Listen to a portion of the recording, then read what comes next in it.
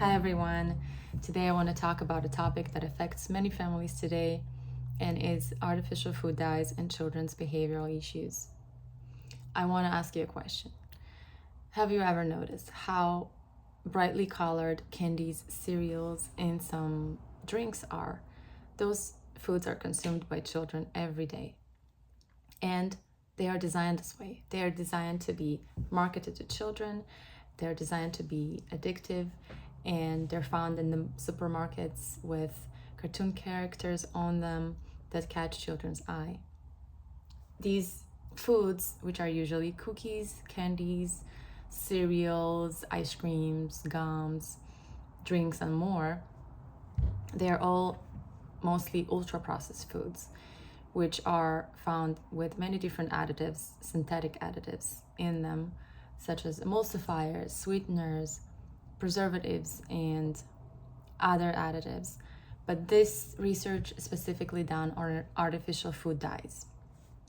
And let's be honest, it's hard to resist, even for some adults, but especially for children, that children are more vulnerable for the amounts of the dyes that are found in foods, and their bodies are still developing. I want to talk about a study that was done in 2007 in the UK that found the link between artificial food dyes and hyperactivity in children.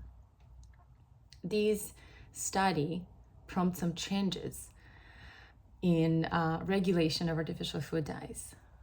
They put warning labels on some of these foods with containing artificial food dyes, and some of the products switched to natural food dyes instead, and some of them have been removed from the shelves to protect the children. Here in the US, the FDA still approves artificial food dyes in foods, and they are regulated the amounts of the foods that's put in all these processed foods. This research have been done in the last 35 years, and the link has always been found between all these dyes, such as yellow 5, yellow 6, and red 40, and hyperactivity issues, and also other health issues. So yes, it's not just behavior, it's other health issues. For example, some studies showed that yellow 5 uses in countless snacks was shown to harm the liver, kidneys, and even contribute to inflammation and oxidative stress. And some other dyes have been found to be carcinogenic when exceeded safe daily limits. And to know how much of these artificial dyes are found in food, some quantitative studies have been done. And for example, a Singapore supermarket study found that all these dyes are found in 11% of processed foods. And there is another kicker. Artificial dyes aren't just found in foods. They are also found in vitamins and supplements and medicine that children consume on a daily basis or acutely, which is the gummy vitamins, for example, and some cough and pain medications that children consume. So it is hard to regulate how much of these dyes children actually consume daily, whether they exceed the daily safe limits or not. What's the solution? What can we do?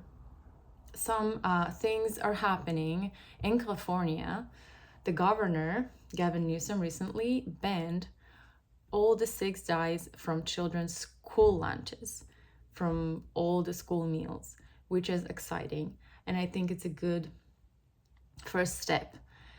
But it's going to go into effect only in 2007. In the meantime, we need to think about other things we can do. One solution that can be proposed is parental education. For example, there was a story from NBC News about a mom that was struggling with her son, Ivan, a kindergartner, that was having aggressive behavior and other psychiatric issues. And he was on psychiatric drugs and in therapy. Somebody suggested her to remove artificial food dyes from his diet, and she did, and his behavior completely reversed.